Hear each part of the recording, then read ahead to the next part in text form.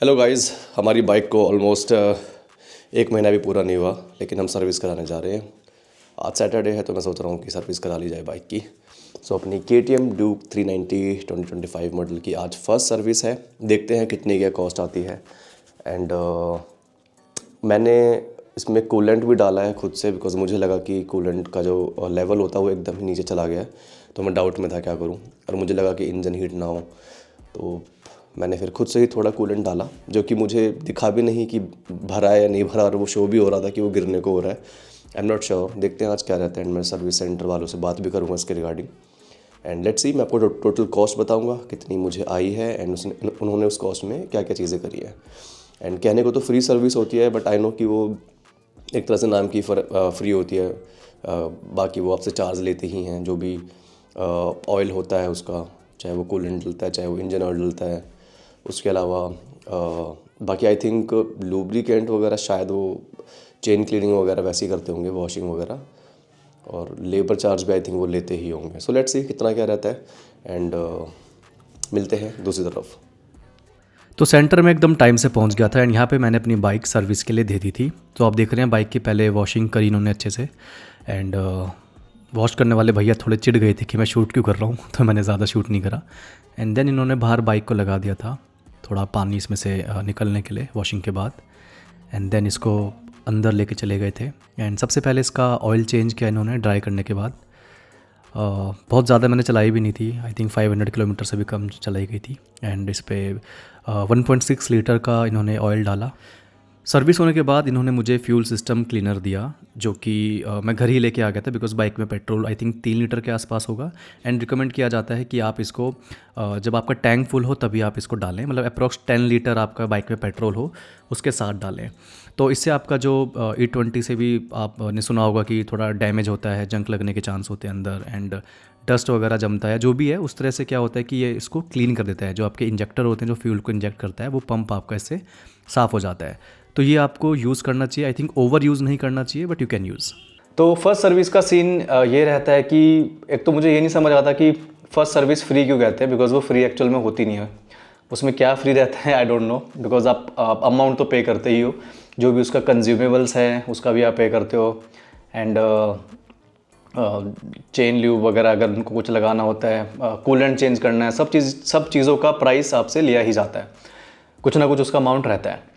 तो first service का scene ये रहता है कि आपको 1000 किलोमीटर के अंदर कराना होता है, या फिर 45 डेज़ के अंदर आपको फर्स्ट सर्विस करानी होती है बाइक की परचेज डेट से। ठीक है, यही मुझे मेरे जो डीलर थे उन्होंने बताया। बाइक मैंने ली थी मोती नगर से, KTM ड्यूक का जो सेंटर है, लेकिन वहाँ से अभी रिसेंटली वो शिफ्ट हुआ है नारायणा में। इन केस अगर आपको लेनी हो वहाँ से तो नारायण आपको जाना पड़ेगा। तो एक्सपीरियंस सही था। एंड फर्स्ट सर्विस का मेरा टाइम आई थिंक मैंने 500 किलोमीटर से पहले ही फर्स्ट सर्विस करा ली थी, बिकॉज ज़्यादा मेरा चलाना होता नहीं है। मेरा वर्क फ्रॉम होम है, तो जॉब आना जाना भी नहीं रहता था ना। हालांकि इफ़ मुझे जाना पड़ जाए नोएडा, जो कि ऑलमोस्ट 40 किलोमीटर प्लस ही पड़ता है वन साइड, तो काफ़ी ज़्यादा खर्चा आने वाला है इसकी एवरेज का, एंड उस पर भी बात करेंगे इन फ्यूचर। सो सर्विस का क्या कुछ चार्ज रहा, सर्विस में उन्होंने क्या कुछ करा, वो मैं आपको इस वीडियो में दिखाता हूँ। एंड देन एंड में बात करेंगे सर्विस कॉस्ट की। ओके, सो बात करते हैं सर्विस कॉस्ट की। आई होप आपको ये दिख ही रहा होगा, स्टिल मैं आपको रीड करके बता देता हूँ। ठीक है, तो इन्होंने यूज़ करा है यहाँ पे प्रोल्यूब 1.6 लीटर। तो बेसिकली इंजन ऑयल इसमें जो डला है वो 1.6 लीटर का डला है। एंड जो इसकी कॉस्ट रही है वो है 1390। उम्मीद आप देख पा रहे होंगे। सो 1390 इसकी जो है वो कॉस्ट है। देन उसके अलावा इन्होंने यूज़ करा है kit oil filter plus GA plus gasket 390 का ये, एंड इसकी जो कॉस्ट है वो 105 है। And then again Prolube 10W50 100 ml ये यूज़ किया है, इसकी कॉस्ट 115 है। Then Prolube fuel system cleaner ये इन्होंने मुझे दिया था, इसकी कॉस्ट है 277 रुपीज़। ठीक है, देन प्रोल्यूब लिमाप्लेक्स ग्रीस, इसकी कॉस्ट है 8 rupees 8.24। Then Prolube coolant 1 litre, but actually में इन्होंने डाला नहीं है, इन्होंने बस हल्का सा ही, मेरे ख्याल से मैंने क्योंकि अपने आप परचेज़ करा हुआ था कूलेंट, खुद से ही मैंने परचेज़ कर लिया था एंड मैंने बाइक पे ऑलरेडी फिल कर दिया था क्योंकि वो एकदम एम्प्टी शो हो रहा था। तो इन्होंने जो उसकी कॉस्ट है स्टिल जोड़ दी है 36 रुपये ये भी, जबकि आई थिंक नीड नहीं थी इसको जोड़ने की, जो मुझे पर्सनली लगता है।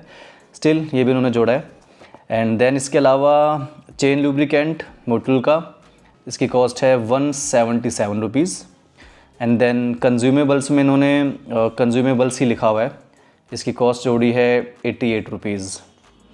एंड देन टेफ्लॉन कोटिंग 12, इसकी कॉस्ट जोड़ी हुई इन्होंने 218 रुपीज़, ठीक है। एंड देन टोटल यहाँ पे जो होगा नेट अमाउंट अपना राउंड ऑफ करके जो आ रहा है वो है 2416 रुपीज़। इसके अलावा मैंने इसका सर्विस एक्सटेंड भी कराई थी 1 साल की, जो कि इंजन की होती है। 5 साल की कंपनी आपको देती ही देती है एंड 5 साल के अलावा KTM का एक्सटेंडेड सर्विस का वो चल रहा है अभी। अगर आप I think almost 3000 something rupees देंगे तो आपको 5 साल की और मिल जाएगी। तो मुझे उन्होंने ही रिकमेंड करा, जहाँ पे मैं सर्विस कराने गया था, तो जो मेरी बाइक की सर्विस कर रहे थे उन्होंने कहा कि आपको 5 साल एक्सटेंड कराने की नीड है नहीं, कि आप अभी से ही करा लो या आप बाद में भी करा सकते हो। उन्होंने रिकमेंड करा आप 1 साल का ही ले लो, तो 5 साल की होती ही है, प्लस 1 साल और आपके पास है, 6 साल टोटल मतलब ये हो जाएगा। तो उसका कॉस्ट इन्होंने जोड़ा है, आई थिंक 700-800 के आसपास का पड़ा था, जो सर्विस थी 1 साल की, वो जोड़ा है। कहने आप अगर आपको नीड पड़ती है तो आप करा सकते हो। तो मैंने वो और ऐड करा है, इस कॉस्ट में वो और प्लस है, मतलब इसमें वो ऐड नहीं करके बताया मैंने आपको। तो हाँ, ये कॉस्ट पड़ी थी। बाकी फर्स्ट सर्विस के हिसाब से कॉस्ट बहुत ज़्यादा नहीं बोलूँगा मैं, ठीक है, मतलब ऑब्वियसली अगर आप सुपर बाइक ऑन करोगे तब तो बहुत ज़्यादा ही होती है। एक मिडिल क्लास के लिए आई थिंक ये ठीक है, मतलब बेयरेबल है, आप इसको बेयर कर सकते हो आराम से। बाकी खुद से मैंने चेन क्लीनर भी ला रखा है और लुब्रिकेंट भी ला रखा है। अभी मैंने उनको यूज़ नहीं करा, बट इन फ्यूचर जब भी ये बेसिक सी चीज़ है जो आई थिंक आपके पास होनी ही चाहिए, तो वो मैंने ले रखा है ना, वो भी मैं आपको शो करूँगा। एंड उसके अलावा ठीक था, सर्विस का एक्सपीरियंस अच्छा था। टाइम से मैं सुबह एकदम टाइम से पहुंच गया था, 9 बजे ही उनका सेंटर खुल जाता है, 9 बजे मैं पहुंच गया था एंड वहाँ पे मैंने इसकी सर्विस करा ली थी। सो ठीक था, experience was good and cost भी बहुत ज़्यादा नहीं है फ़िलहाल। मे बी थर्ड सर्विस में कॉस्ट ज़्यादा आती होगी, तो तब का तब देखते हैं। बाकी ये था फ़िलहाल अभी के लिए। कोई क्वेश्चन, कोई डाउट, सो डेफिनेटली आप मुझसे पूछ सकते हैं। एंड मिलते हैं नेक्स्ट वीडियो में। Do subscribe, bye bye.